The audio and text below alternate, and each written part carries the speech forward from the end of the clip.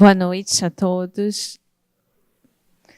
Então, agradecer a presença de cada um de vocês nessa noite tão chuvosa e com tanto engarrafamento já na BR.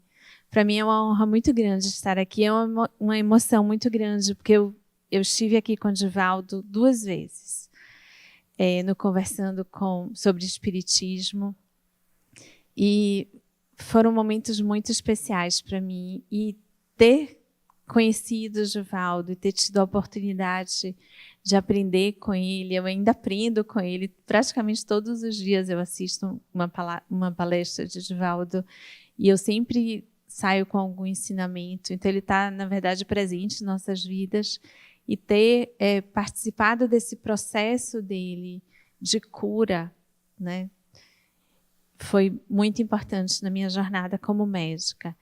Então, Lu, como você mencionou, a palestra de hoje é sobre 2 capítulos que são desse livro. Esse livro é um livro precioso, que foi reeditado agora, numa edição extremamente bonita.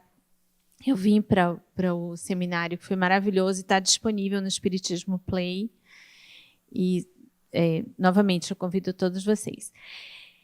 Eu já fiz palestra em vários locais do mundo, e eu confesso que eu estou um pouco, assim, né, eu fiquei bem apreensiva. Eu acho que talvez mais do que quando eu tive que ir para o Japão ou para os Estados Unidos falar, porque é uma responsabilidade muito grande a gente falar o coração.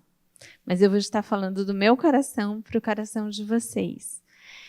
Então, qual é o propósito das doenças nas nossas vidas, né? Por que elas acontecem? Elas acontecem para nos tornar melhores. Então, Deus, ele não ia dar doenças, né, para as pessoas, sem que aquelas pessoas precisassem ou passar por aquilo, por atos contraídos no pretérito, ou até nessa própria existência, ou para ensinar alguma coisa, né? Então, as outras pessoas que estão à volta, tudo previamente combinado. Então, a doença, ela é o burilamento da alma. A dor, ela é o burilamento da alma. Então, quando a gente pensa, né, que algo está nos acontecendo e que por que aquilo está acontecendo conosco, nós não temos que nos perguntar por que está acontecendo conosco, mas para que aquele processo está acontecendo. Qual é o motivo? Né? E como eu posso mudar o meu caminho daqui para frente, aprendendo com esse processo de adoecimento.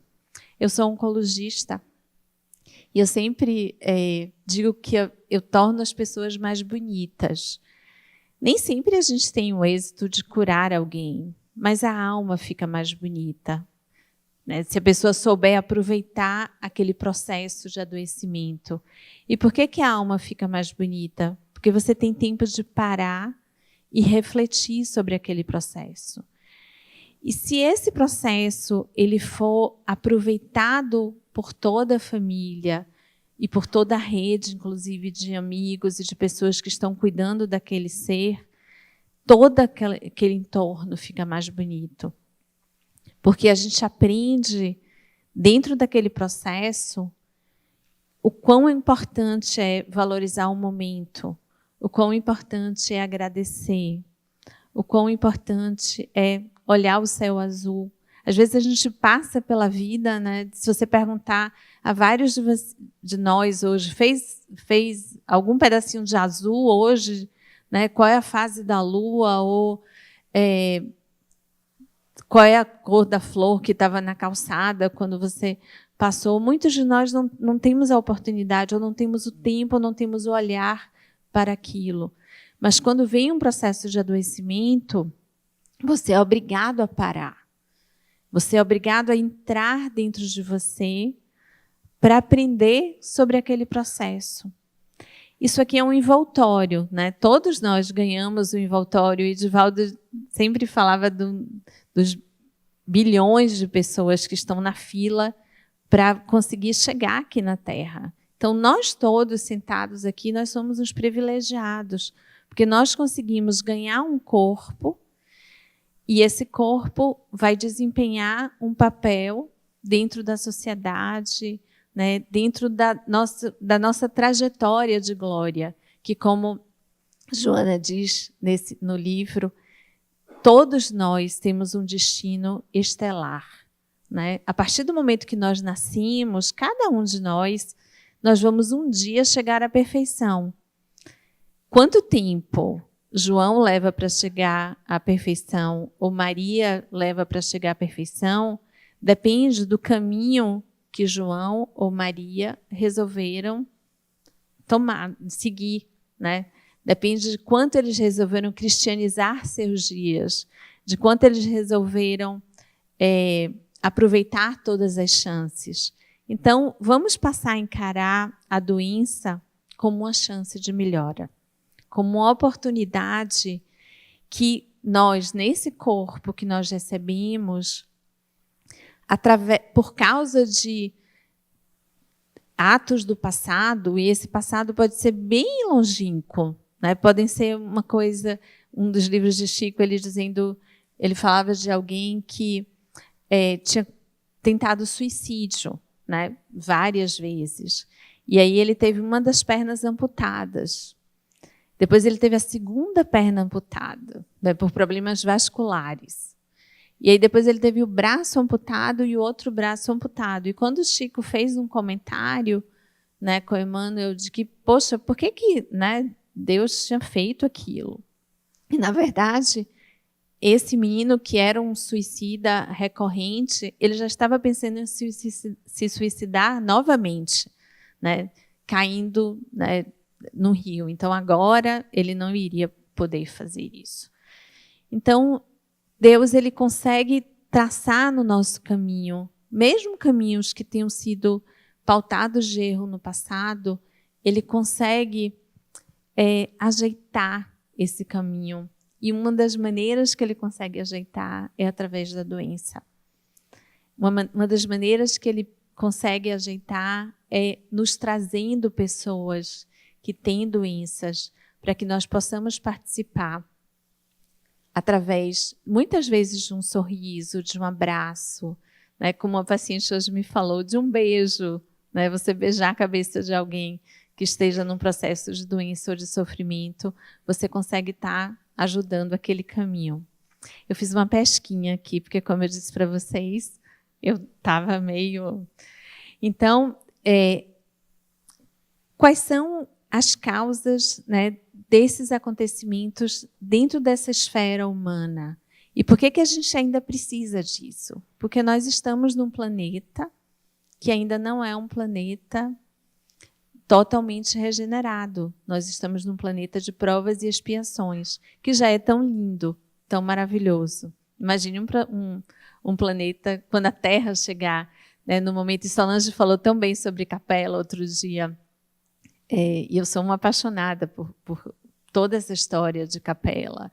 Então, que nós possamos aproveitar a nossa trajetória para que a gente continue aqui na Terra, né, nos próximos tempos bons da Terra, que a gente não precisa ir para Quirona, só lá para longe. Como é que a gente incorpora essa cura física, a cura emocional e a cura espiritual? Né? Qual é a importância de nós conseguirmos... Jesus dizia a cada uma das pessoas que ele curava, vá e não peques mais. Então, se ele conseguiu curar aquele indivíduo que estava com convulsões, porque estava, né, obsidiado, ele dizia, vá e não peque. Por quê? Porque se nós tivermos o privilégio de sermos portadores de determinada doença e nós não conseguirmos aproveitar a chance e crescermos, nós vamos cair novamente. Nós vamos, na verdade, muitas vezes até aumentar a nossa dívida. Por quê? Muito será cobrado a quem muito foi dado. Então, se você já teve esse processo e você não conseguiu aprender com aquilo, a sua caminhada pode ser que seja muito mais longa. E hoje nós estamos diante de uma medicina que é uma medicina muito preocupante, né? Uma medicina que não olha o indivíduo como indivíduo. Então, talvez, num futuro bem próximo, o médico não vá conseguir, porque ele não tem a capacidade, ajudar aquele indivíduo a conseguir entender aquele processo de adoecimento. E nós precisamos educar nossos médicos para que eles sejam agentes de transformação também. Agentes de transformação, inclusive, dentro desse cuidado espiritual. Então, em 1988, a Organização Mundial de Saúde ela incorporou, dentro do conceito de saúde, o cuidado espiritual, né? Então, a saúde ela passa por esse cuidado espiritual. E, a partir daí, vários movimentos conseguiram aproximar a medicina da espiritualidade. Mas nós ainda estamos muito longe de conseguir que isso seja uma prática diária dentro dos consultórios médicos, principalmente com essa proliferação das escolas de medicina, né, e com a queda realmente da qualificação de muitos médicos. Então, nós precisamos chamar a atenção das pessoas de que elas realmente precisam olhar para esse lado. E como é que a compaixão de Jesus ela consegue nos ajudar dentro da nossa prática de médico, né? Então, meu pai está aqui, meu pai nos criou da seguinte maneira. Quando você chegava em casa com um problema bem grande, que você tinha brigado com alguém na escola, ele dizia assim, o que é que Cristo faria no seu lugar? Aí você dizia, ai, meu pai... e aí a gente seguia nessa de ter sempre que estar olhando o que é que Cristo faria. E é difícil a gente viver, né, dentro dessa ótica, porque muitas vezes né, os nossos orgulhos, as nossas vaidades, eles conseguem puxar a gente para um lado e para o outro. Mas como médicos, nós precisamos fazer esse exercício de cristianizar os nossos atos no cuidar do outro, porque nós recebemos essa bênção que é cuidar da vida.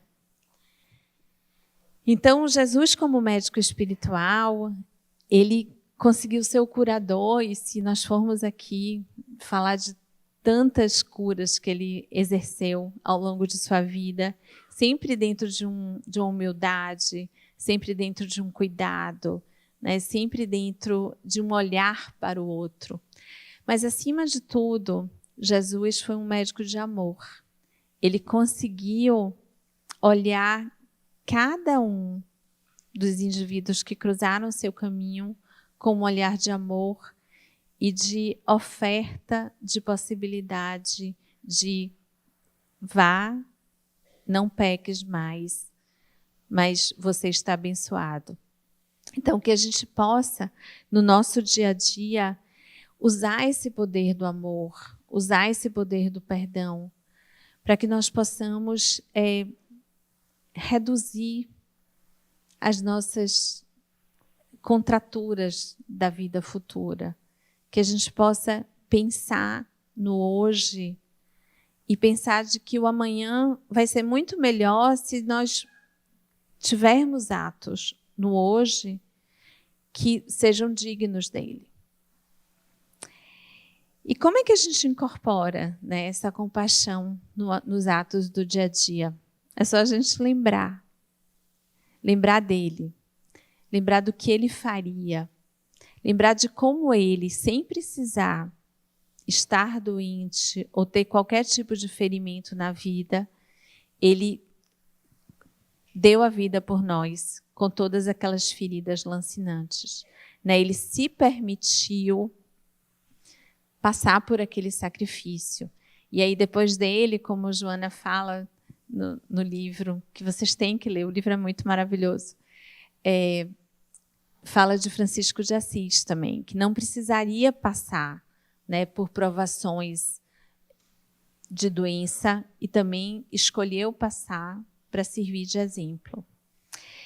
E quais os desafios que hoje nós enfrentamos, né, no nosso dia a dia, em termos dessa falta de humanização? Né, o que é que hoje o mundo moderno ele traz para dentro de nossas casas todas essas guerras, todas essas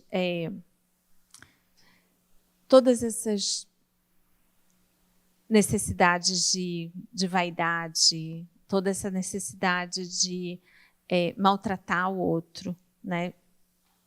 2025 anos depois que ele veio para a Terra. Então, quando a gente se perguntar se nós devemos trazer essa energia para dentro da nossa casa, e a nossa casa sendo o nosso centro de cura, né? Porque a cura começa dentro de cada um de nós. A cura começa quando você decide que você vai superar aquilo. E nós temos tantas histórias de superação tão maravilhosas, de pessoas que resolveram fazer o enfrentamento da doença e decidiram que elas iriam ser um participante ativo daquele processo e que elas iriam conseguir ultrapassar aquele momento com maestria. Mesmo que muitas vezes a gente não consiga fazer com que esse corpo físico seja curado. E aí eu me lembro de uma das pessoas que mais me ensinou na minha vida, que foi uma médica que era uma grande amiga e foi minha paciente. Ela foi minha paciente logo que eu cheguei da residência.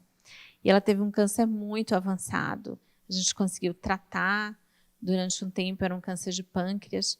E na minha última conversa com ela, ela disse: Clara, eu queria te dizer o quanto eu aprendi nesse processo. E hoje eu estou pronta para ir ver os campos de girassol que você me disse que são mais bonitos na outra dimensão do que nessa dimensão.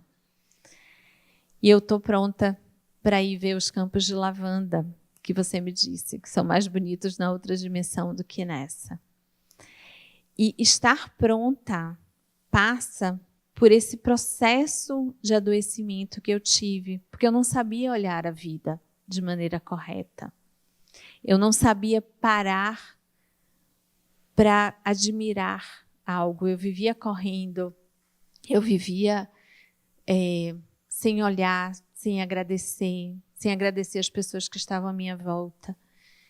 E todo esse processo de doença, apesar de eu estar indo embora, ele está me ensinando como foi bom ter ficado aqui e como é bom estar partindo em paz para ver os campos que você falou. Então, olha a minha responsabilidade, mas os campos são bem mais bonitos lá do que aqui mesmo, em outra dimensão.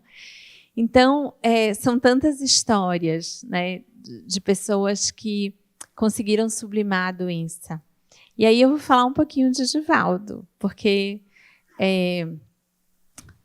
foi uma honra muito grande ter cuidado de Divaldo e ter participado de toda a trajetória dele, que durante esse processo de adoecimento, ele não reclamou nem um dia. Ele não reclamou quando eu disse a ele que ele tinha um problema e que a gente precisaria tratar.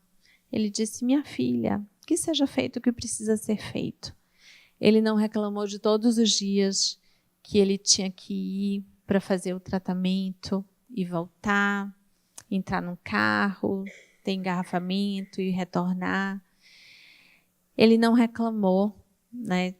E Marcos e Rafa, que me ajudaram a cuidar dele também como médicos, estão aqui para confirmar isso. De todas as vezes que a gente dizia: o dia a gente vai precisar tirar sangue de novo, dizia: pode tirar, minha filha, está tudo bem.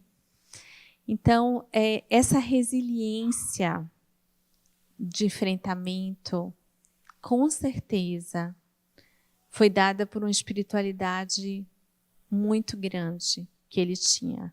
Claro que cada um de nós, nos nossos processos de enfrentamento, vamos ter atitudes que cabem dentro da nossa medida, né, de entendimento da vida. Mas que a gente passe a ver a vida com gratidão. E que a gente se lembre que lá no cérebro, o lugar que agradece é o lugar que reclama. É o mesmo lugar. Então, se eu reclamar dessa flor, eu não consigo agradecer por ela. Ou eu reclamo ou eu agradeço. Então, que a gente passe a ter uma atitude de agradecimento, que a gente saia do lugar de reclamação e que nós tenhamos essa atitude em relação às nossas doenças.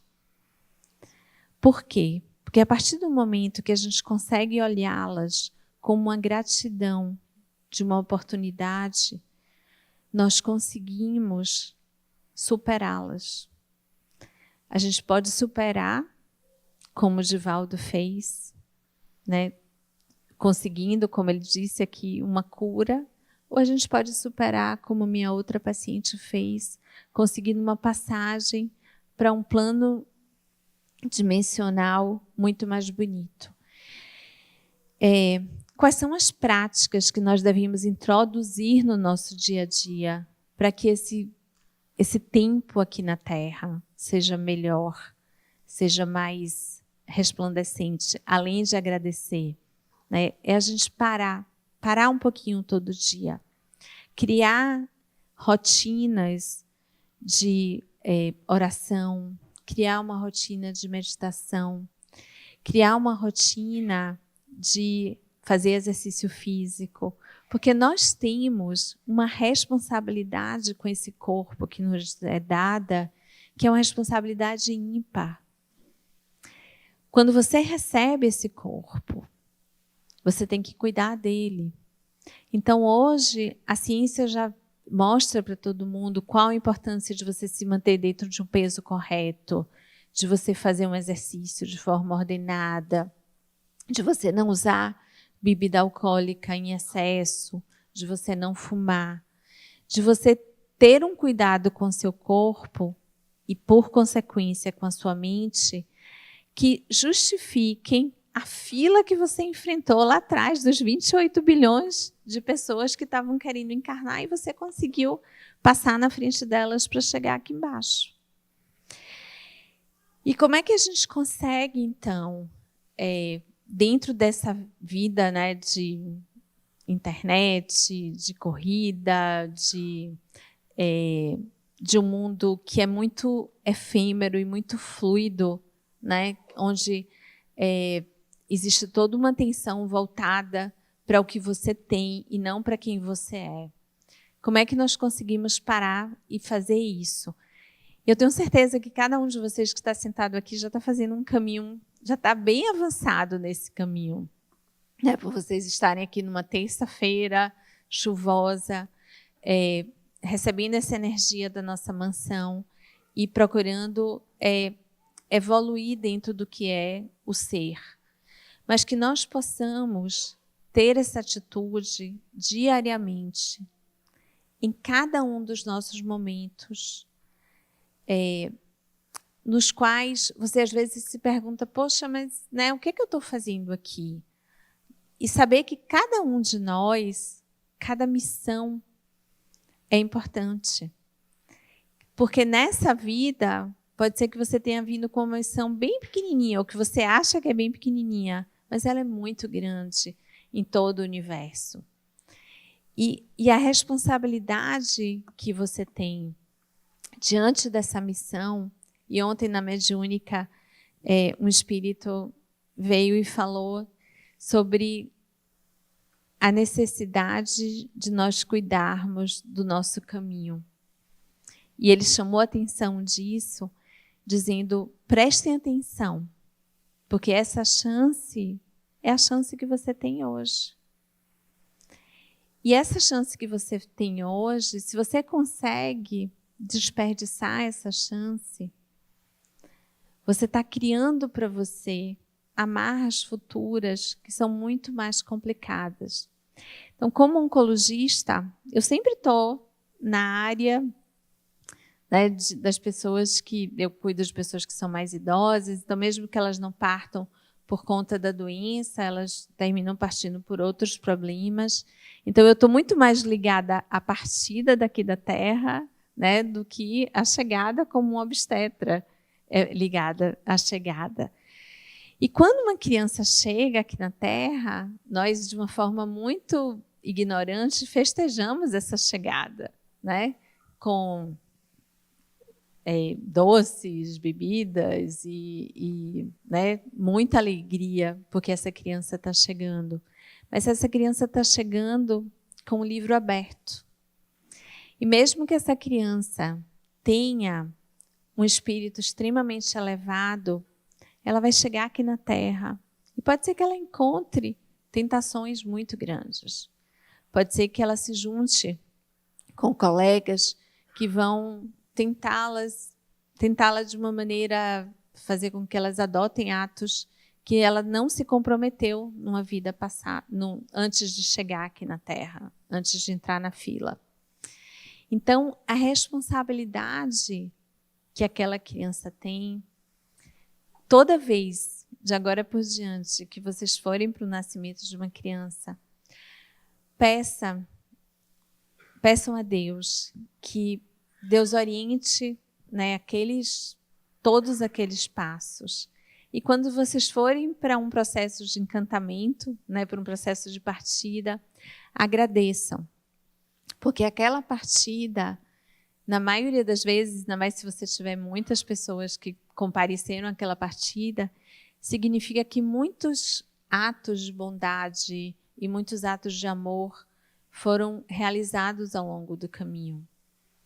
Então, a missão sendo cumprida naquele momento com maestria faz com que aquele espírito consiga se libertar e voltar, na maioria das vezes, melhor do que ele conseguiu chegar aqui na Terra. Então, de uma maneira muito inteligente, os japoneses fazem isso, né? Os asiáticos fazem esse festejamento dessa partida. Então, é que a gente aprenda a fazer isso. Porque, como eu falei anteriormente, todo ser humano está fadado à perfeição. E aí eu estava lendo um livro outro dia que dizia, quando nós chegarmos à perfeição, ninguém vai perguntar o que você fez no passado, porque você vai estar naquele estado de perfeição. Então, essa jornada de perfeição, que vai depender, a extensão dessa jornada vai depender do que nós fizemos em todos os nossos atos, que provavelmente foram muito bárbaros no passado, e que ao longo do tempo a gente foi conseguindo ter um burilamento até chegarmos ao momento em que estamos, até chegarmos no momento onde a Terra se prepara para se tornar um mundo não mais de expiações, mas um mundo de regeneração. Um mundo onde nós possamos exercer o amor, exercer o perdão, exercer a caridade com a outra pessoa de uma maneira ímpar. Que cada um possa olhar o outro com um olhar de compaixão. Que a gente possa segurar a mão do nosso irmão e dizer, não, a gente está aqui para você. E é isso que nós, médicos, precisamos fazer no nosso dia a dia, nessa jornada, que muitas vezes, quando a gente está no meio de uma turbulência de uma doença, as pessoas passam a ser tão grosseiras, né, com o médico e atacam muitas vezes o médico. E eu sempre digo para os meus residentes e estudantes, ele não está nos atacando, ele está atacando o processo de doença dele. E cabe a nós ensiná-lo de que a gente vai estar junto nesse processo e que a gente precisa olhar esse momento e conseguir tirar o melhor daquilo.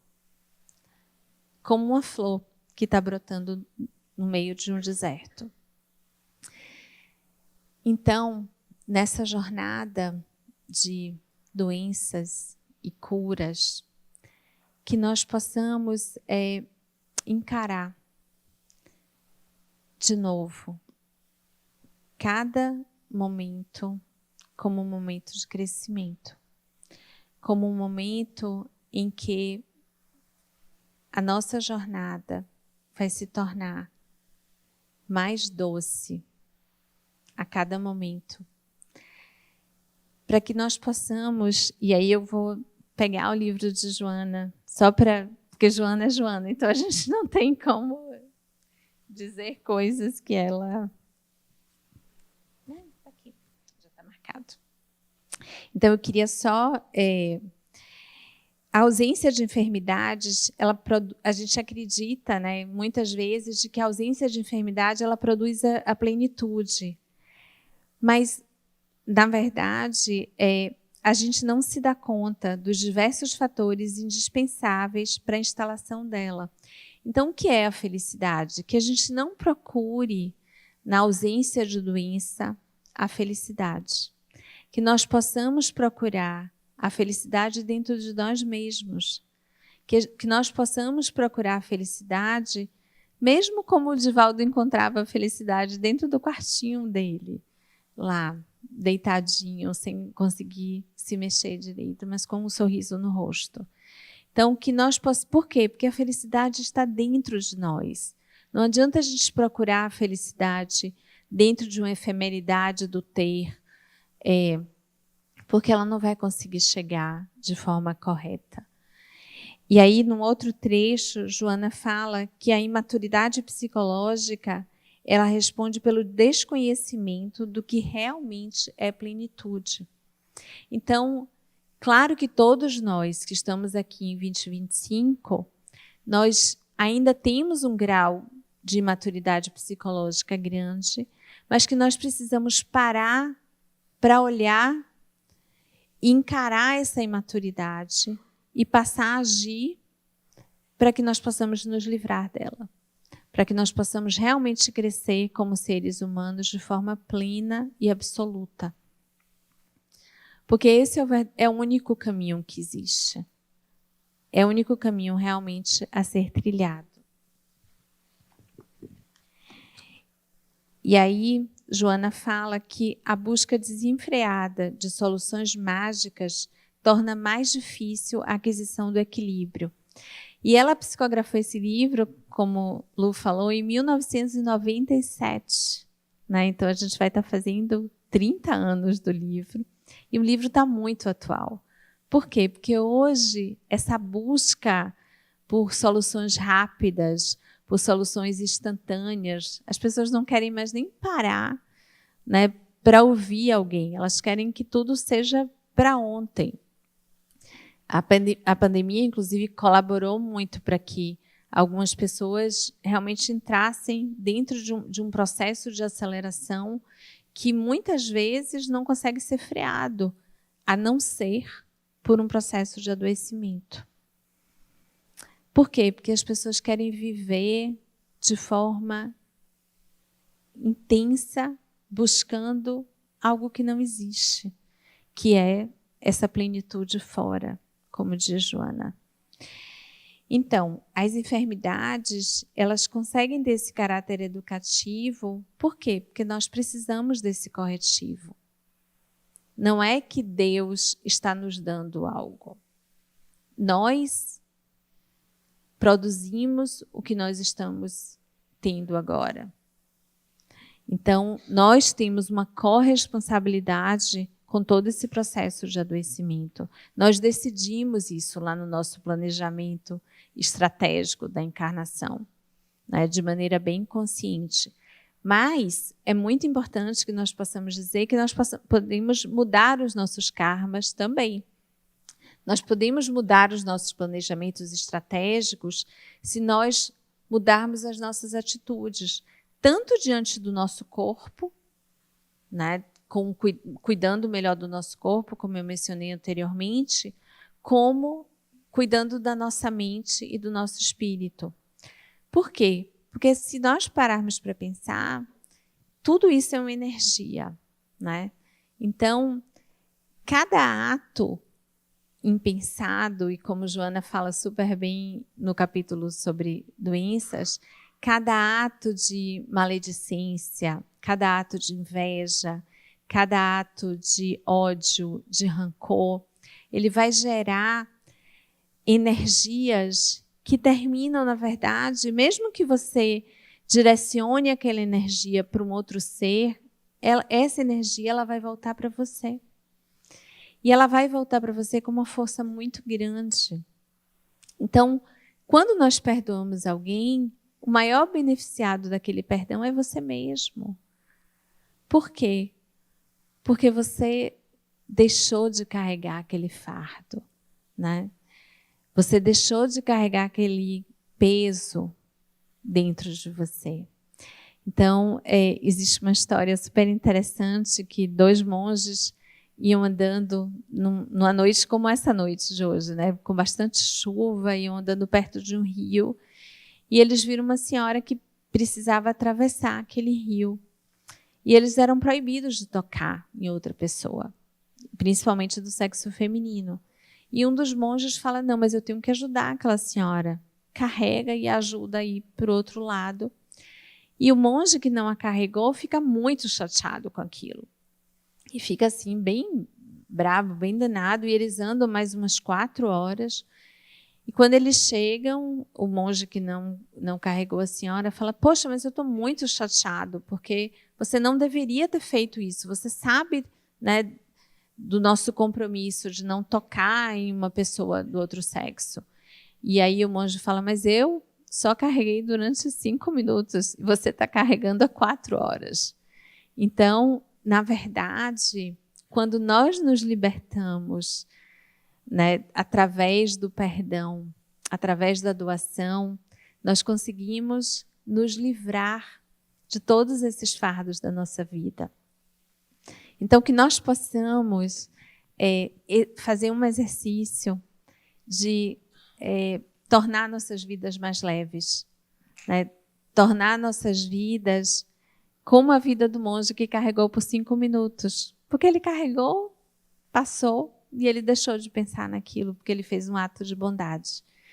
Então, cada sorriso que você receber no seu dia vai trazer para você uma energia que vai construindo em volta de você uma armadura que vai, inclusive, conseguir repelir as energias ruins que podem estar chegando em um outro momento.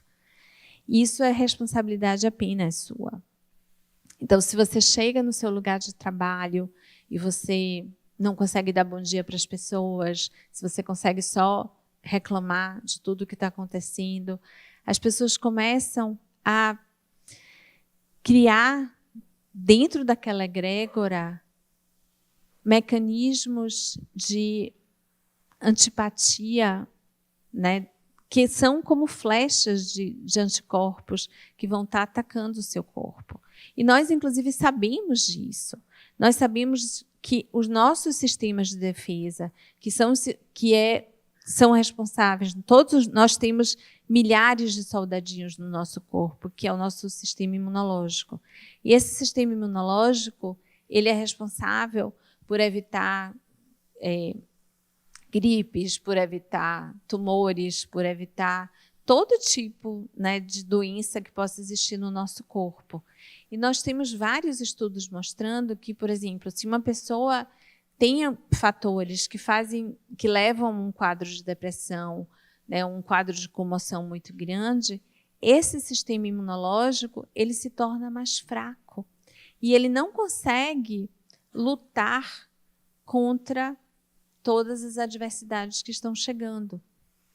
Então, que nós possamos fortalecer os nossos soldadinhos a cada dia. E como é que a gente consegue fortalecê-los? Através do bom pensamento. Então, que nós possamos emitir um bom pensamento para cada pessoa que está ao nosso lado. Que nós tratemos o outro como nós gostaríamos de sermos tratados, cristianizando cada momento das nossas vidas, para que a nossa jornada consiga ser uma jornada de sucesso. Então, todo o ministério de Jesus, ele transcorreu com uma saúde integral, que lhe permitiu atender as massas enfermas, transmitindo-lhe energia balsâmica e curativa que dele se exteriorizavam. Então, que nós possamos, de novo, olhar para Jesus em todos os dias de nossas vidas como o grande médico de nossas almas, do nosso corpo, da nossa mente. E que Ele possa, através do seu exemplo de amor, através de cada uma das suas atitudes, curar as nossas feridas mais internas, curar as nossas dores. E que se essas dores e essas doenças não possam ser curadas, que nós tenhamos a certeza absoluta de que tudo o que acontece na nossa vida acontece para que nós possamos trilhar um caminho de forma melhor, para que nós possamos criar estradas que sejam mais doces no futuro e que nós possamos, principalmente, olhar para o outro e dizer: pelo menos eu tentei o meu melhor.